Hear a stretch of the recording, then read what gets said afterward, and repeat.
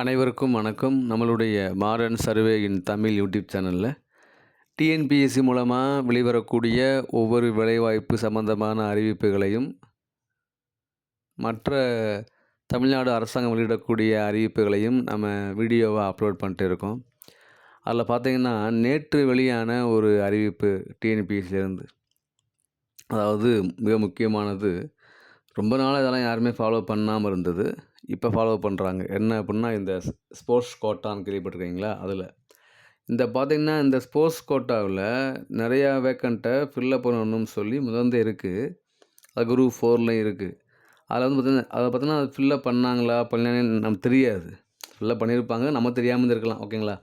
இப்போ என்ன பண்ணுறாங்கன்னா, டிஎன்பிசிலேயே அதை வந்து வெளிப்படையாக வந்து ஃபில்லப் பண்ணுறாங்க. அது ஒரு ஆரோக்கியமான விஷயம். ஸ்போர்ட்ஸை நம்பி இருக்காங்க இல்லையா, அவங்களுக்கு ரொம்ப யூஸ்ஃபுல்லாக இருக்கும் இல்லையா? அதில் பார்த்தீங்க அப்படின்னா, தமிழ்நாட்டில் வந்து நம்ம ஸ்போர்ட்ஸ் கோட்டாவில் வேக்கண்ட் இருக்குது. ஆனால் அதை வந்து சரியாக வந்து ஃபில்லப் பண்ண மாட்டேங்கிறாங்க, ஃபில்லப் ஆகலை அப்படின்னு வந்து ஒரு அதாவது வேக்கண்ட் இருக்குது. இவங்க யாரும் போய் அதை எடுத்து ஃபாலோ பண்ணுறதில்ல.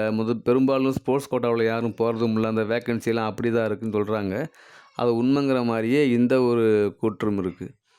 பார்த்தீங்க அப்படின்னா, நேற்று டிஎன்பிசி வெளியிட்ட ஒரு அறிவிப்பில் அது என்ன போட்டிருக்காங்க அப்படின்னா, 2025 ஜூலை மாதம் வெளியான குரூப் 4 இருக்குது இல்லைங்களா, அந்த குரூப் 4க்குன்னு சொல்லி ஸ்போர்ட்ஸ் கோட்டாவுக்கு அப்படின்னு ஒரு சில ஆயிரம் போஸ்ட் என்ன பண்ணுறாங்க, அவங்க ஒதுக்குறாங்க. அதில் பார்த்தீங்கன்னா மொத்தம் 1280 வேக்கண்ட் இருக்குது ஸ்போர்ட்ஸ் கோட்டாவில். ஓகேங்களா? இதுதான் வந்து இந்த குரூப் 4 எக்ஸாமில் எழுதி 22 அக்டோபரில் வெளியான அந்த ரிசல்ட் இருக்குது இல்லைங்களா, ரிசல்ட் அடிப்படையில் 1280 பேர் வந்து குரூப் 4ல் ஸ்போர்ட்ஸ் கோட்டாவில் அந்த கீழே வராங்க. இந்த இதுக்கு பார்த்தீங்கன்னா அப்ளை பண்ண சொல்லிட்டாங்க. எல்லாமே ஆன்லைனில் உங்கள் டாக்குமெண்ட்டை, உங்கள் ஸ்போர்ட்ஸ் சர்டிஃபிகேட் நீங்கள் அப்லோட் பண்ணுங்க அப்படின்னு. அதாவது இந்த தேர்வுக்கு அவங்க குரூப் 4க்கு அப்ளை பண்ணுறாங்க இல்லைங்களா, அப்போ அவங்க ஸ்போர்ட்ஸ் கோட்டாவாக இருந்தால் அதில் அப்ளை பண்ணியிருப்பாங்க. அப்ளை பண்ணி அவங்க அந்த அடிப்படையில் அவங்க என்ன பண்ணுறாங்க, ரிசல்ட்டு விட்டுருப்பாங்க. ரிசல்ட்டு விட்ட உடனே நீங்கள் இப்போ என்ன பண்ணுவாங்கன்னா, நீங்கள் அப்ளை பண்ணீங்க இல்லையா ஸ்போர்ட்ஸ் கோட்டாவில், அந்த அடிப்படையில் அவங்க வந்து ரிசல்ட்டு விட்டுருப்பாங்க. ஸோ அவங்க பாஸ் ஆகிருப்பாங்க. இப்போ என்னென்னா, அந்த ஸ்போர்ட்ஸ் கோட்டாவுக்கு உண்டான சர்டிஃபிகேட்டை நீங்கள் வந்து அப்லோட் பண்ணுங்கள் அப்படிங்கும்போது, அந்த 1280ல் 590 பேர் தான் அந்த ஸ்போர்ட்ஸ் கோட்டாவுக்குன்னு உண்டான அந்த சான்றுகளை அப்லோட் பண்ணியிருக்காங்க. மீதமுள்ள 690 பேர் என்ன பண்ணாங்கன்னா, அவங்க இன்னும் அப்லோட் பண்ணலைங்கிறாங்க. இந்த இது இருக்கு இல்லையா, இந்த போர்ட்டல் அது வந்து 5/15 முடிஞ்சிருச்சு. இப்போ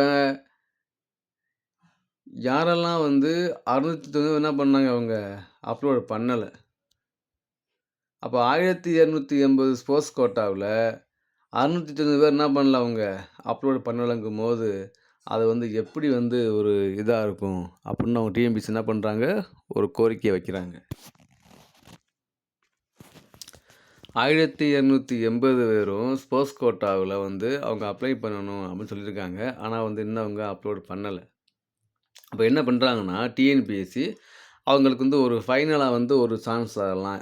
ஏற்கனவே அப்லோட் பண்ண சர்டிஃபிகேட்டில் ஏதாவது மிஸ்டேக் இருந்தால் அதை வந்து அவங்க மாற்றி அனுப்பவும், திரும்ப வந்து அப்லோடு, அதாவது அதுக்கு பதிலாக மற்ற வேறு சான்றிதழ் அனுப்பவும், அப்லோட் பண்ணாமல் இருப்பாங்க இல்லைங்களா, அவங்களுக்கு என்ன பண்ணுறாங்க, ஒரு வாய்ப்பு சொல்லி இந்த 1280 கேண்டிடேட்ஸுக்கும் ஒரு 7 என்ன பண்ணுறாங்க, எக்ஸ்டெண்ட் பண்ணுறாங்க. அதாவது நவம்பர் 8லேருந்து நவம்பர் 14 வரைக்கும் வந்து என்ன பண்ணுறாங்கன்னா எக்ஸ்டெண்ட் பண்ணுறாங்க.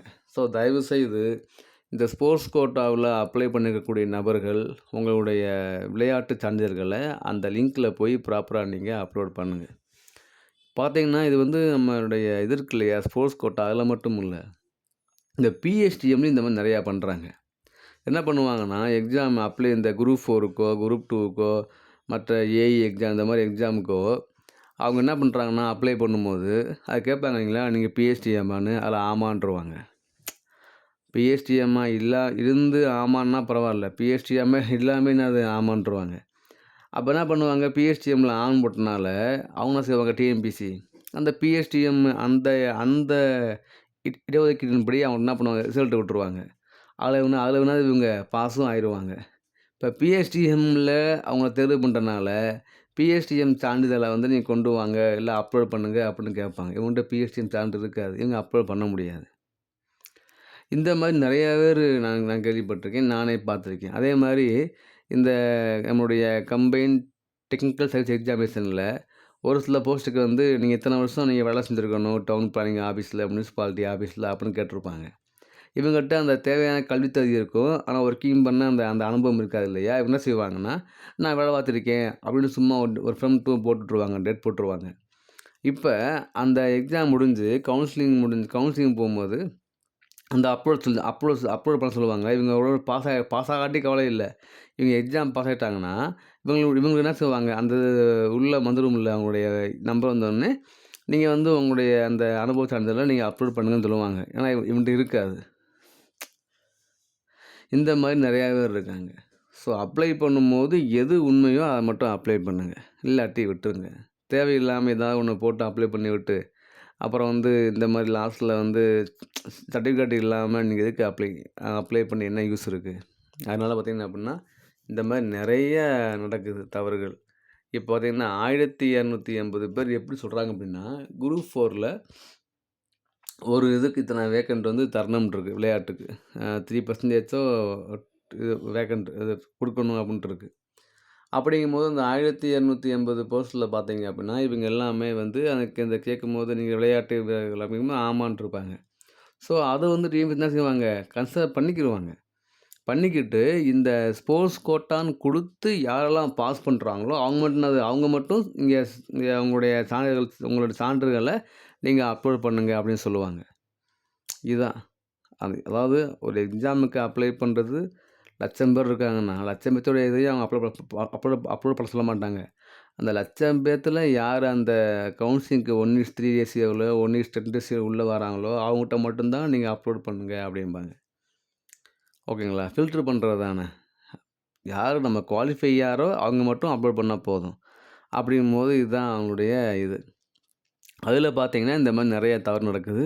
ஸோ உங்களுடைய ஃப்ரெண்ட்ஸுக்கு தெரியப்படுத்துங்க. விளையாட்டு பிரிவுகளில் இந்த குரூப் 4க்கு விண்ணப்பித்தவங்க அவங்களுடைய அந்த விளையாட்டு சான்றிதழ்களை அப்லோட் பண்ணி அரசாங்கம் தரக்கூடிய இந்த ஒரு நல்ல சலுகையை பயன்படுத்தி அவங்கள வந்து யூஸ் பண்ண சொல்லுங்கள் தயவுசெய்து. டேட்டு வந்து நவம்பர் 12 தான் லாஸ்ட் டேட்னு நினைக்கிறேன். 14 லாஸ்ட் டேட்டு. ஸோ அதுக்குள்ளே அவங்களுக்கு இன்ஃபார்ம் பண்ணுங்கள். தேங்க்யூ.